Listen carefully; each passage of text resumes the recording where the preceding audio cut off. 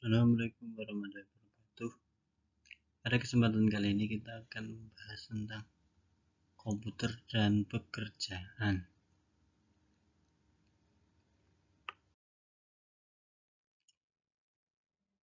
Beberapa isu berkaitan dengan pekerjaan yang terkait dengan komputer itu ya, mulai dari komputer yang membuat pekerjaan gitu ya, kemudian komputer juga merusak pekerjaan ya. Selanjutnya apa tuh efek-efeknya gitu ya, dan apa yang seharusnya kita lakukan.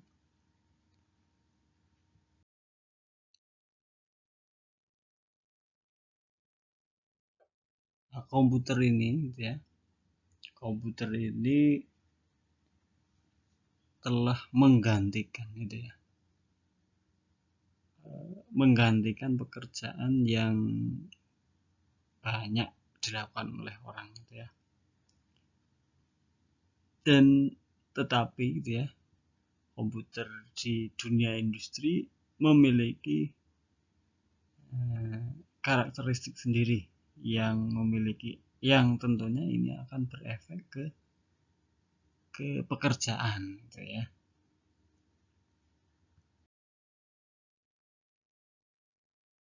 Sebenarnya isu-isu tentang penggantian pekerjaan ini bukanlah isu baru gitu ya. Jadi bukan isu baru. Banyak yang kasus-kasus sebelumnya ya kurang lebih kasusnya sama berkaitan dengan komputer gitu ya. Di banyak kasus-kasusnya. Mulai dari ini, Jack Loom. Jadi pada awal tahun abad 19 ini ditemukan mesin tenun. Ini pada masanya awal abad 19 ini tenun itu kan dilakukan secara manual gitu ya. Mau nggak mau penemuan mesin ini ya menggantikan semua itu gitu ya. Dan banyak orang yang kehilangan pekerjaan gitu ya karena keberadaan mesin ini gitu ya. Jadi ya ini awal contoh gitu ya, suatu penemuan invention gitu ya, itu akan ya menimbulkan kegaduhan semacam itu gitu ya, ada pekerjaan yang hilang gitu ya.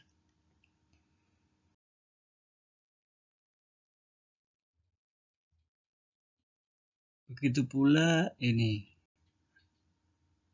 jadi banyak pekerjaan.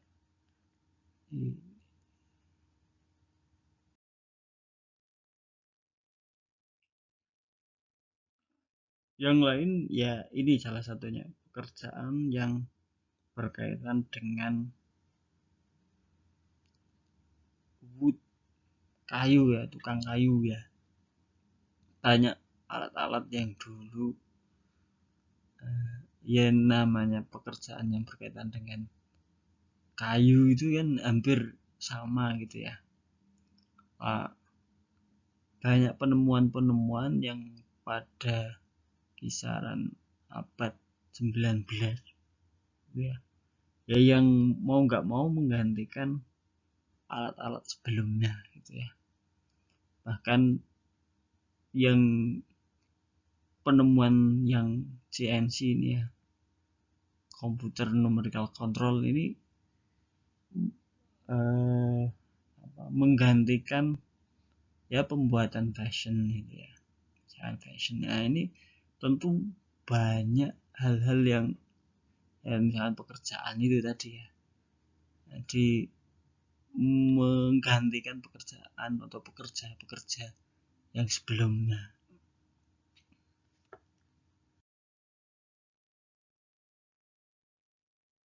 Jadi isu tentang penggantian pekerja oleh mesin itu ya sudah sejak dulu, udah ya. Ketika penemuan inovasi ya ada resiko itu ya, udah sejak dulu dan itu ya akan terus bergulir gitu ya,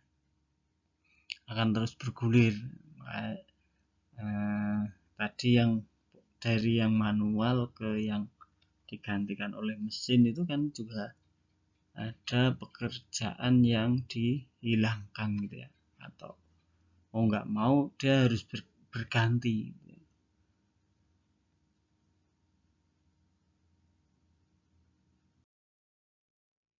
Termasuk di sini ada yang namanya typesetting gitu ya. Typesetting itu ini termasuk yang pekerjaan yang dilakukan oleh orang-orang terampil. Dia menggunakan hot lead, itu timah panas gitu ya. Jadi menggunakan timah panas untuk membuat tulisan. Pada awalnya kan tulisan itu misalkan surat kabar gitu ya. Surat kabar kan banyak nih, letaknya kan banyak. Ya enggak mungkin lah dipakai mesin ngetik biasa itu ya. Itu enggak mungkin lah. Dia menggunakan typesetting, jadi semacam ngeset tulisannya dulu, nanti langsung perbanyak modelnya. Nah, pada saat awalnya ya itu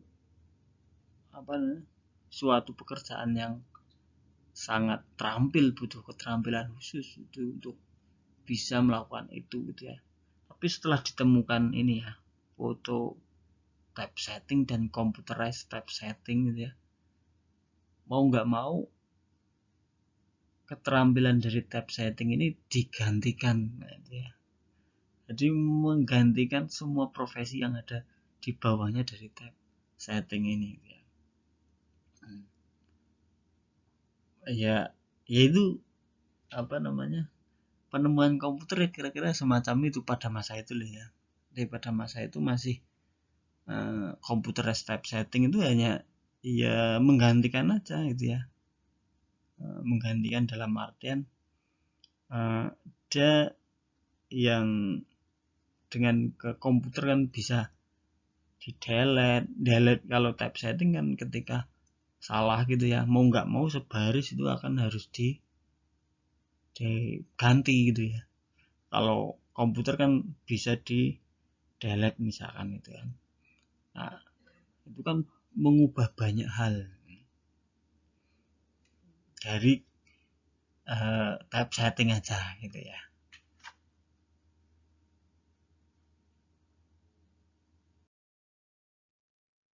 Nah, selain tadi sudah dijelaskan tentang betapa komputer itu atau teknologi itu akan menghilangkan banyak hal tadi ya, menggantikan banyak hal atau merusak pekerjaan yang ada gitu ya. Nah, komputer ini juga membuat banyak pekerjaan gitu ya, pekerjaan baru. Jadi ya teknologi tinggi itu muncul dan menimbulkan model-model pekerjaan baru. Jadi sebenarnya efeknya apa gitu ya? Ya kita lanjutkan. Termasuk pada saat ini komputer sudah lebih pintar lagi gitu ya.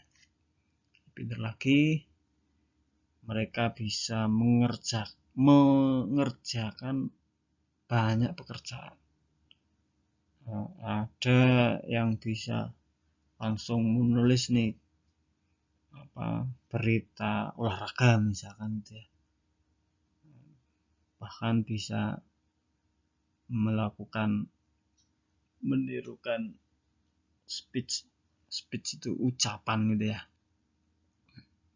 Jadi mengucapkan tulisan langsung ucapkan misalkan itu ya, atau yang lain ya, banyak gitu ya, muncul artificial intelligence ini gitu ya.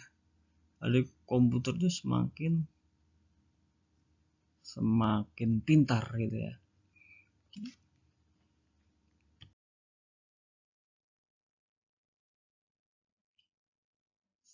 Selain semakin pintar ya, banyak pekerjaan-pekerjaan baru dari pembuatan hardware komputer itu sendiri gitu ya.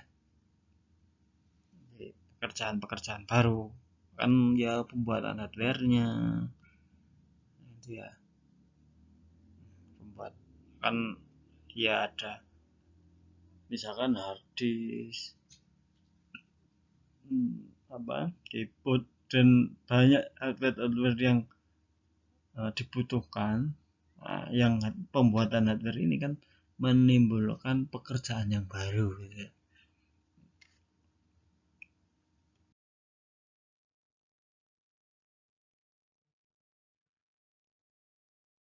Nah, ini ceritanya masih di Amerika Serikat gitu ya. Komputer beberapa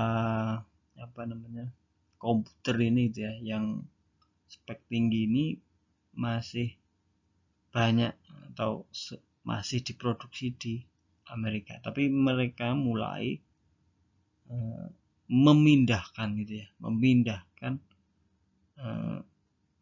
pembuatan komputer ini di negara yang dengan gaji rendah itu ya. Jadi ya, ini memang strateginya agar komputer itu jadi tidak begitu mahal ya. Kalau komputer itu dibuat di Amerika ya harganya tinggi sekali gitu ya. Jadi nggak mau beberapa dari komponen itu gitu ya diambilkan, ditaruh pembuatannya di negara yang upahnya itu rendah gitu. Jadi kalau komputer ditaruh dengan upah yang tinggi ya bisa harganya tinggi gitu ya. Ya biasanya komputer kan sekarang udah banyak alat elektronik itu banyak dari misalkan Cina gitu ya, atau yang lain gitu ya, atau misalkan tidak usah di Amerika lah, misalkan ke Meksiko, jadi tidak langsung taruh di negaranya itu gitu ya, karena negara di Amerika Serikat kan gajinya itu mahal, udah mahal, maka ditaruh di negara yang dengan gaji boleh dikatakan ya rendah.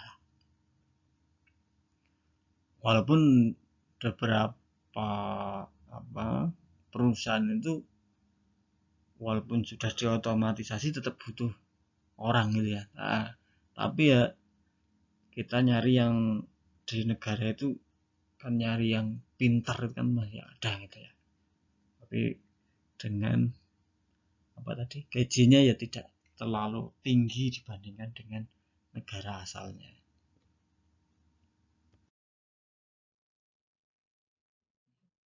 Yang perlu kita pahami juga bahwa hardware dari komputer ini tidak selamanya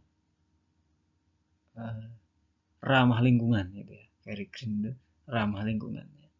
Banyak ya chip, sirkuit atau lainnya itu membutuhkan atau mengandung bahan kimia berbahaya gitu ya. Dan rata-rata contohnya yang Amerika gitu ya, dan negara-negara maju lainnya, rata-rata mereka sangat strict gitu ya terkaitan dengan polusi gitu ya, dan keamanan bagi pekerjanya. Makanya kecenderungannya pembuatan termasuk komputer itu di negara-negara yang dengan gaji rendah itu tadi mungkin ya. Jadi bagaimana caranya mendapatkan gitu ya komputer yang harganya tidak ya bisa dijangkau banyak orang lah.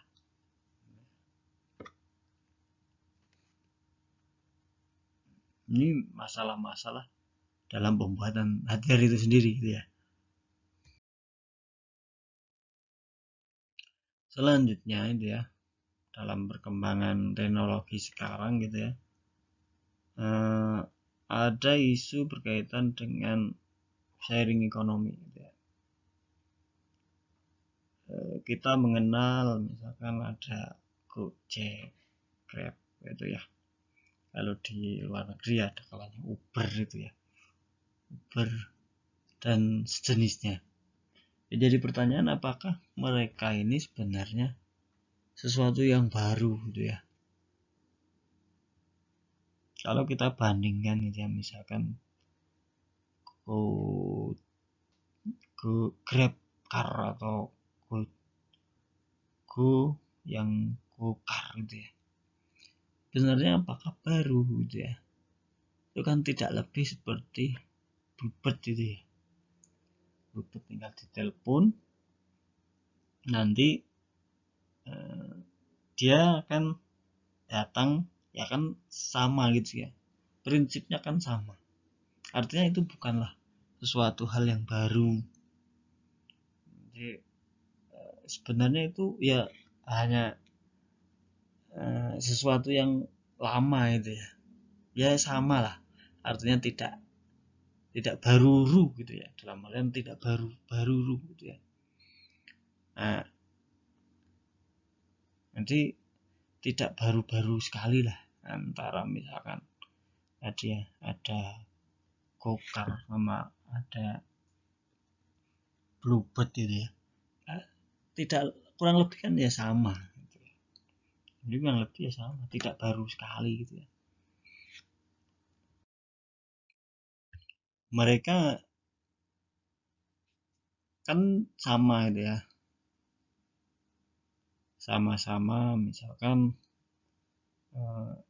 ada penumpang gitu ya, kan sama modelnya gitu ya. Kemudian apa namanya, lewat telepon, dalam hal ini kalau di Gojek kan atau Grab Car tadi ya, Go Car tadi, dia lewat internet. Yang Bluebird lewat telepon kalau dulu kan, telepon. Kalau sekarang ya sudah mulai dikasih aplikasi ya. Hanya yang membedakan kan kita hanya ditambahi misalkan kejelasan apa namanya, harga gitu ya. Kalau dulu kan ya nanti lihat di apa, di meterannya itu ya. Kalau yang lihat meterannya. Nah, kalau di Go Gokar itu kan sudah dari awal sudah dilihat. Ah, ini kan ya hanya itu pembedanya gitu ya. Pembeda utamanya kan di situ. Rata-rata kan mau beli ini kan udah jelas dari awal gitu ya. Oh, harganya 50.000 dari awal. Oh, oke, segini yang diambil kan sudah jelas dari awal. Kemudian rutenya misalkan ya. Ini tapi ini sebenarnya kan bukan fundamentalnya, bukan bukan perbedaan yang fundamental, tapi hanya ya ada tambahan fitur aja gitu ya. Karena kalau pakai itu tadi gitu ya, ada kalanya kan tidak tahu tiba-tiba diarahkan ke jalan yang terlalu yang jauh gitu ya. Ini kan masalahnya di situ, bedanya di situ.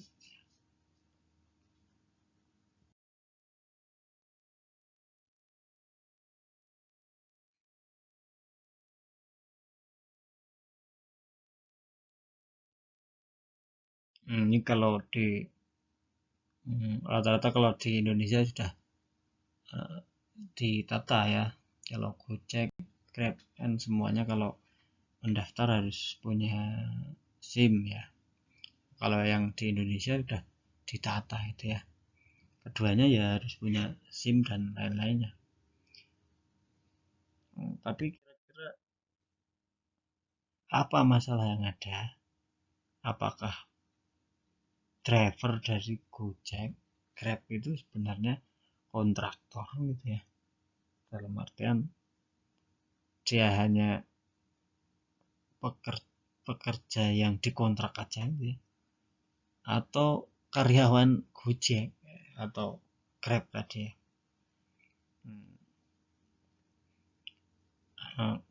Yang perlu kita pahami gitu ya, ya namanya karyawan itu kan ada gaji minimal gitu ya, ada lembur misalkan ya, ada kompensasi tertentu, ada asuransi misalkan gitu ya. Ada kalanya ya apa namanya, asuransi pekerjaan lah, artinya ada resiko misalkan jatuh, kemudian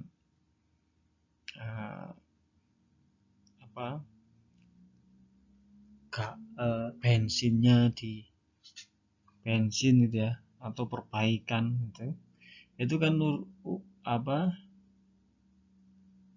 yang seharusnya itu di ditanggung oleh perusahaan itu gitu ya, itu sekarang dialihkan ke individu gitu ya.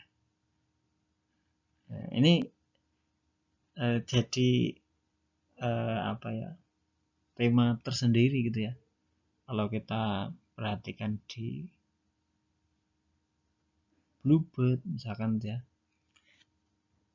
Mereka punya tugas dalam artian sehari itu paling enggak menghasilkan misalkan 400.000 gitu ya. Maka setelah pulang bensinnya itu, tapi kalau yang ini bensin sudah gitu ya, jadi maintenance berkaitan dengan kendaraannya udah tanggungan dari perusahaan itu gitu ya. Ya tetap aja nanti ada hal-hal yang di sana perlu kita ketahui juga.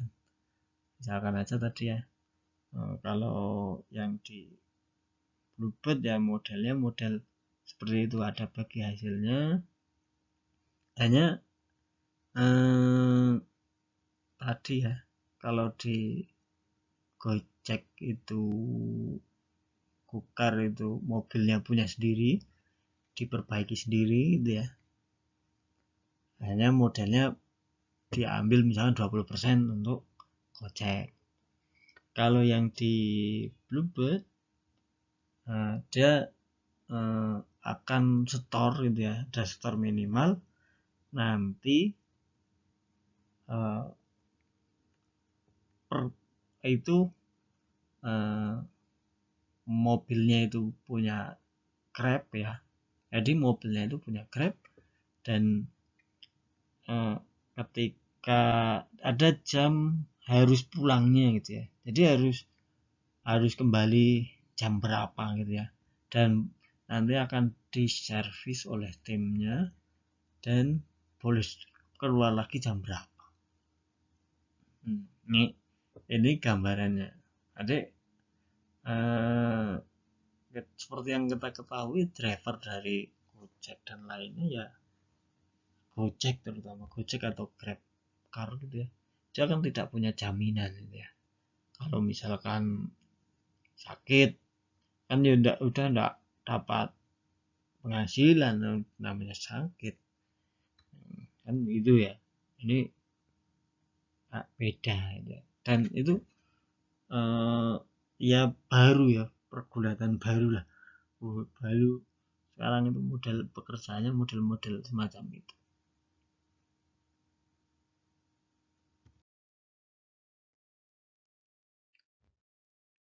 Penemuan yang akan datang lagi ya, ini di Indonesia belum ya, masih proses. adalah mobil yang self driving, artinya berjalan sendiri gitu ya. Ini nantinya akan ya self driving untuk taksi, mungkin taksi jalan sendiri gitu ya, truk. Nah ini, dan Google ya sudah mulai riset itu, mencoba itu, jadi taksi yang berbasis robot. Ini sudah dilaksanakan di Arizona, Amerika Serikat. Atau model hybrid model ya, jadi konvoy truk. Jadi bagian manusianya itu bagian yang nyupir paling depan gitu ya. Jadi konvoy banyak gitu ya, yang nyupir itu paling depan. Nah nanti kan sudah sedikit sekali jadinya drivernya itu ya, driver truknya sudah berkurang, driver taksinya tadi sudah otomatis gitu ya.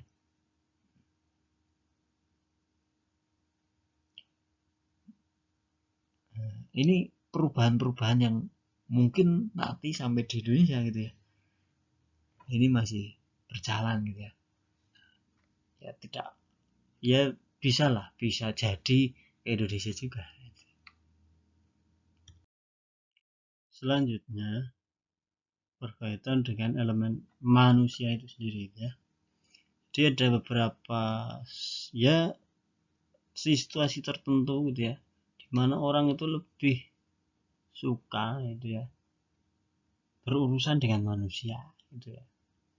Jadi ya ini mau nggak mau ya manusia yang akan berurusan gitu ya. Dan misalkan ini Starbucks gitu ya, Starbucks itu dia tidak menginstal dengan mesin-mesin gitu ya. Ini contoh-contohnya.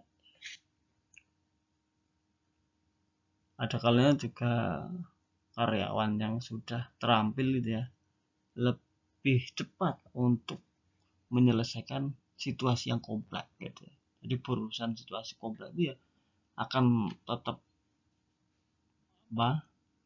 pekerja yang sudah terampil gitu ya. Dan pekerjaan-pekerjaan non rutin gitu ya akan sulit untuk diselesaikan dengan otomatis gitu ya. Jadi kalanya hal-hal yang non rutin akan berubah-ubah, itu akan sering kemungkinan besar gitu ya, ya tetap manusia yang menyelesaikan. Tapi ya yang perlu kita pahami bahwa komputer juga semakin bagus gitu ya, yang nanti ya kira-kira akan bertemu juga gitu ya. Jadi hal-hal tertentu yang harus dikerjakan manusia, tapi komputer juga terus bergerak maju gitu ya.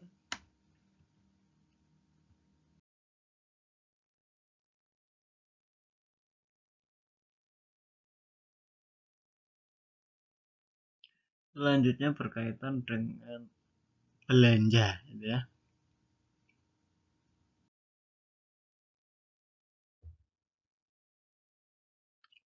Contohnya misalkan ini Amazon atau Shopee lah ya. Shopee itu kan eh, apa namanya, mudah ya, nyaman gitu ya. Shopee atau mungkin JD, ID gitu ya, itu kan nyaman, tinggal duduk, mudah dibeli gitu ya, sudah diatur gitu ya. Nanti beli tidak haruslah nyari-nyari semua gitu ya, nyari yang kira-kira yang laris aja lah. Kalau pengen yang laris, jangan mau nyari HP ya. Biasanya kalau nggak paling murah kan, kalau aman ya paling laris gitu ya, Kalau paling murah kan ya tetap ada resiko tipu gitu ya. Kayaknya paling laris ya, kan cepet. Kemudian lebih murah dalam pengoperasian. Betapa tidak itu ya, jualan aja tinggal dikontrakan misalkan ya. Dan Shopee itu tadi gitu ya, banyak itu ya, atau ya Shopee atau yang marketplace lainnya ini gitu ya, ini kan banyak membuat itu ya pekerjaan berkaitan dengan pengiriman gitu ya. Jadi banyak yang pekerjaan berkaitan. Kalau dulu kita mengenal kan ya pos itu ya, pos ya. Muncul lagi ada Diki misalkan ya, Jane ada mulai setelah Diki JNE, nah, JNT gitu ya. Sekarang udah muncul lagi Lex gitu ya, mungkin JX Express gitu ya, khusus ada ID Express, ada antar aja, ada lagi yang lain gitu ya, si cepat, tapi nggak ada si lambat itu ya. Nah ini kan macam-macam ya, muncul pekerjaan-pekerjaan baru pengiriman dari adanya marketplace, online marketplace ya. Selanjutnya dalam bidang telecommunication ya.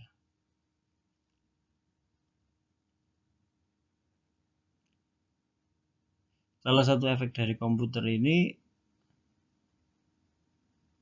ya, ini berkaitan dengan pekerjaan yang berurusan dengan telekomunikasi ya, daripada komputer itu sendiri.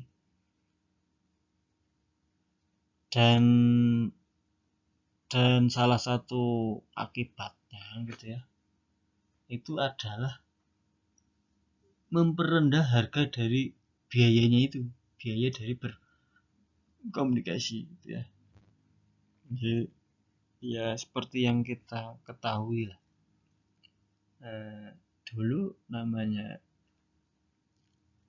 handphone itu kan barang mewah ya, barang mewah. Dulu paling hanya yang beli perdananya aja gitu ya, walaupun saya tidak merasakan ya, perdana aja hampir ya kisaran 1 juta perdana itu ya, ya kisaran di atas 100.000 ke atas lah, hampir setengah juta itu untuk beli namanya perdananya ya. Sekarang kan udah tinggal udah sampai 10.000 udah dapat ya perdana, bahkan gratis itu saya dapat gratis, beli HP dapat gratis perdana ya. Nah, ini kan merubah banyak sekali gitu ya. Jadi telekomunikasi juga berubah drastis gitu ya. Jadi dan rata-rata ya berubahnya itu karena ada persaingan gitu ya. Jadi persaingan antar beberapa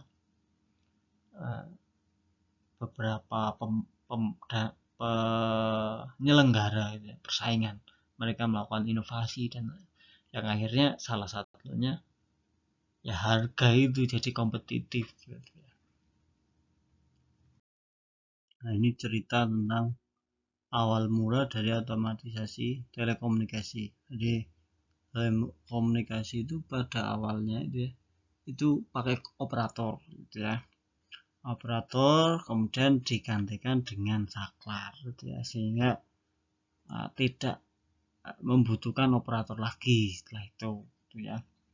Ini awalnya. Jadi yaitu perkembangan teknologi itu kira-kira semacam itu. Nanti ada pas awal butuh ada orang gitu ya, setelah ditemukan kan, kalau terus-terusan orang kan juga nggak kuat gitu ya.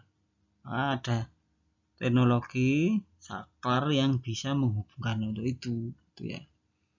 Ini otomatisasi dan telekomunikasi. Jadi telekomunikasi ya dulu semacam itu gitu ya.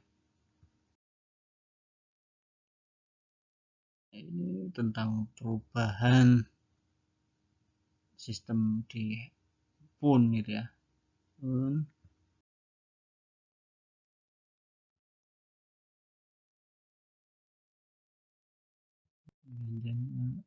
Nah, sekarang gitu ya.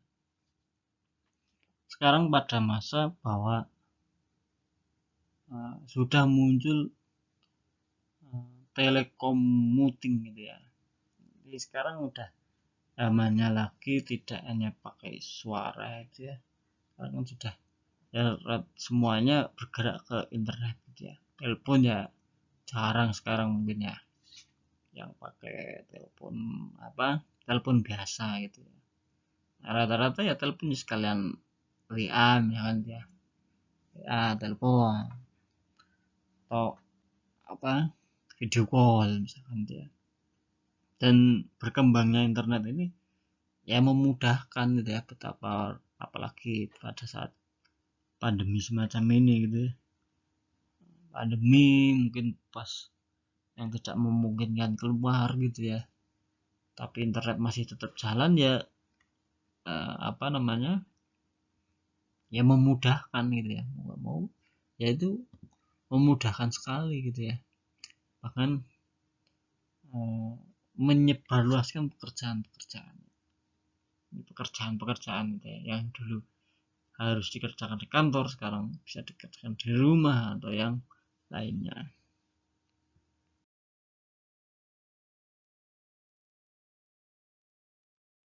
Tapi ya di sisi lainnya ya dengan keberadaan internet itu ya semacam dapat jadi isolasi diri gitu ya.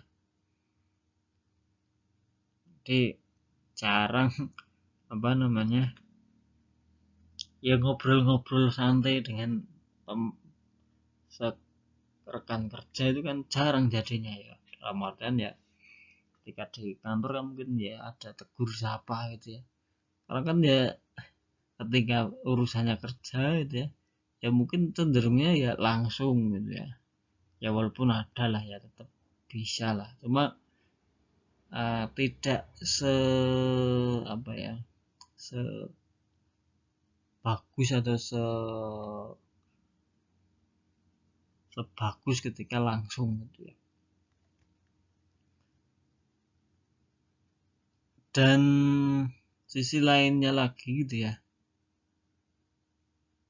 ketika berbeda-beda tadi gitu ya, lewat jarak jauh tadi ya, salah satu yang sulit itu adalah sulit untuk mengorganisasi dari pekerja-pekerja itu gitu ya.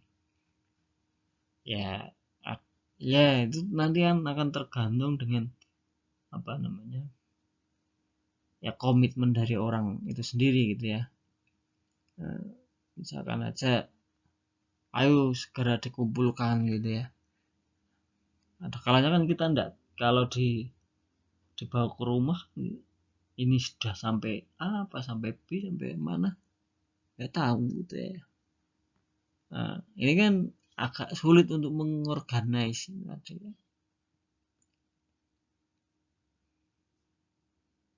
Dan satu yang mungkin lagi gitu ya, bisa jadi pekerjaan itu ya mudah untuk dipindahkan. Jadi dengan adanya internet tadi ya mudah untuk dipindahkan ke area-area yang kira-kira gajinya rendah tadi gitu ya. Oh ini kalau dikerjakan di Amerika tinggi ya biar dikerjakan di India misalkan gitu ya, atau di mana lagi gitu ya. Ini sisi yang sisi lainnya dari yang tadi adanya internet tadi gitu ya.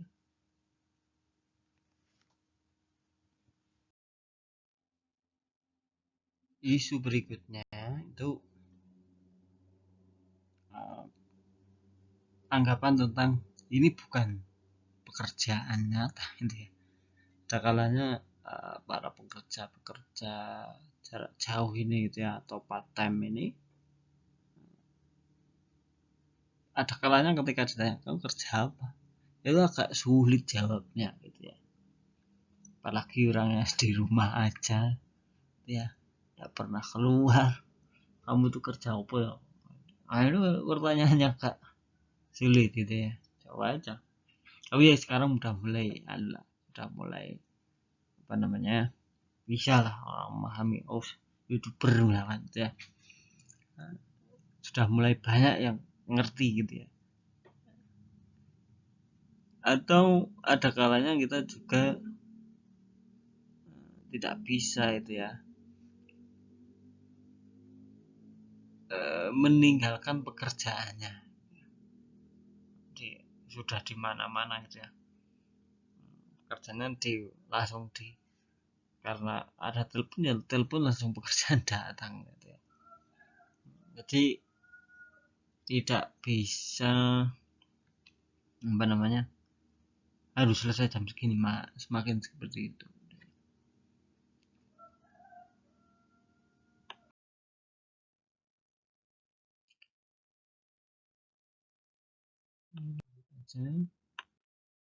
Nah ya, berikutnya offshore.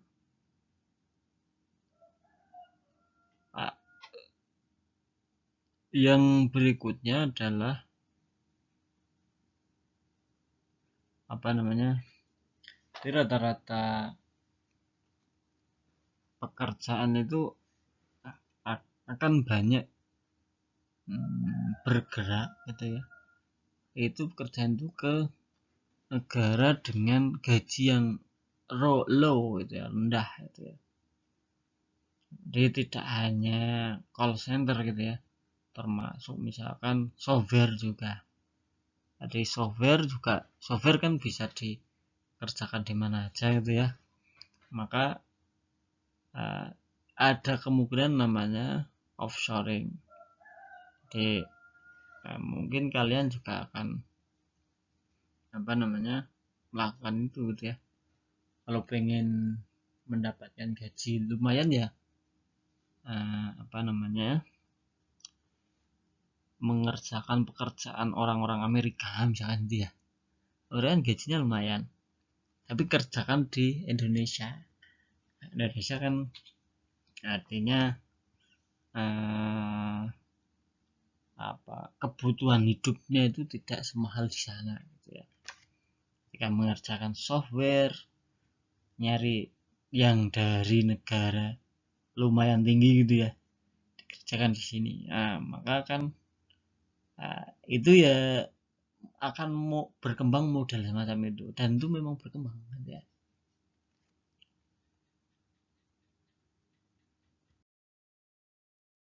Termasuk salah satunya yang sekarang ini ya India. India kalau kita lihat di dunia yang offshore ini ya, banyak yang menawarkan berbagai macam layanan gitu ya. Salah satu penyebabnya ya misalkan mulai dari rata-rata mereka berkemampuan bahasa Inggris gitu ya. Jadi bahasa Inggrisnya ya rata-rata kan mereka berbicaranya pakai bahasa Inggris. Nah, ketika berkomunikasi dengan Amerika itu akan lebih mudah gitu ya.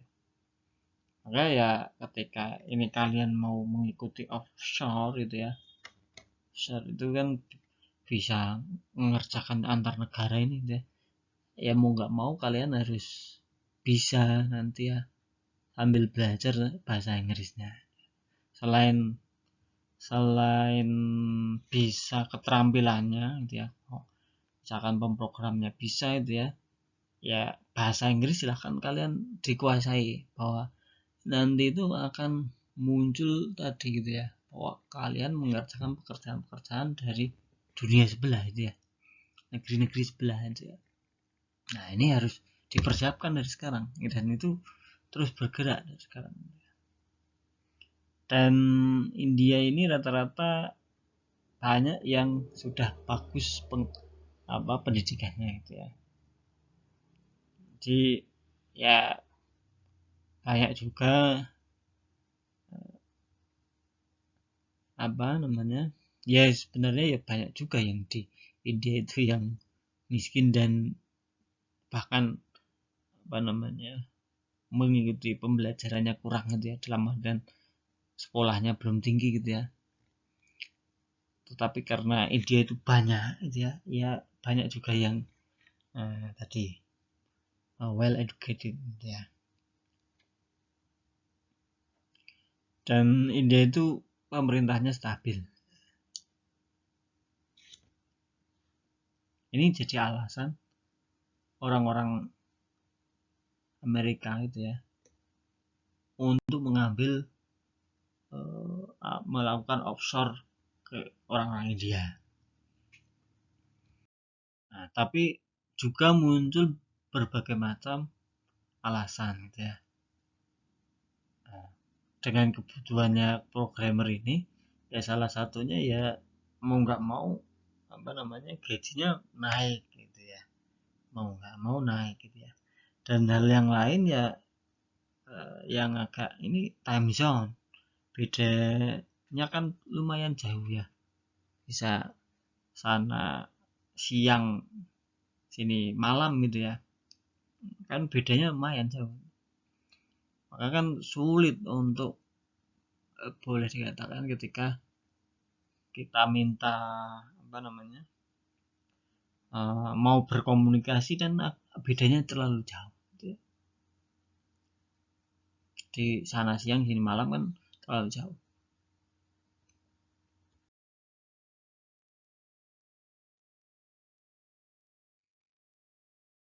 Jadi ini kira-kira ya pekerjaan-pekerjaan ini akan bergerak kemana saja gitu ya. Jadi kemana aja yang mereka tentu saja rata-rata karena semuanya itu banyak yang berbahasa Inggris ya, kira-kira mana yang bisa diajak berbahasa itu gitu ya. Jadi ya ini yang perlu kita siapkan gitu ya, bahwa pekerjaannya ini tadi itu ya akan gerak offshore ke negara-negara lain, dan negara-negara ini akan cenderung memilih para yang membutuhkan itu kan ada yang dari, dan rata-rata dia menggunakan bahasa Inggris ya, maka akan mencari pekerja yang bisa berbahasa Inggris juga, dia bisa diajak berbicara, ngobrol dan lain.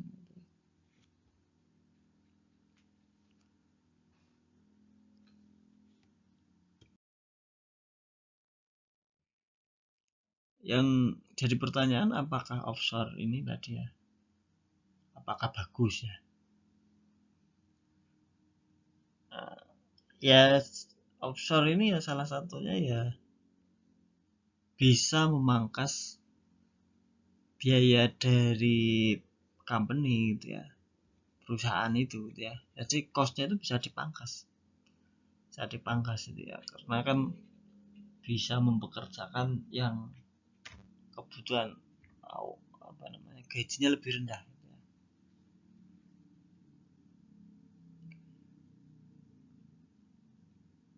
Tetapi ya ya resikonya tadi itu ya, ada apa namanya mengurangi pekerjaan dari negaranya itu gitu ya. Kan misalkan ini yang offshore Amerika ya, perusahaannya kan bisa menghemat biayanya gitu ya, tapi kan ada pekerjaan gitu ya yang dihilangkan di sana gitu. Kan harus dikerjakan orang lain di luar situ, maka yang di situ kan akan hilang. Nah, ini dari yaitu resiko dari offshore gitu ya.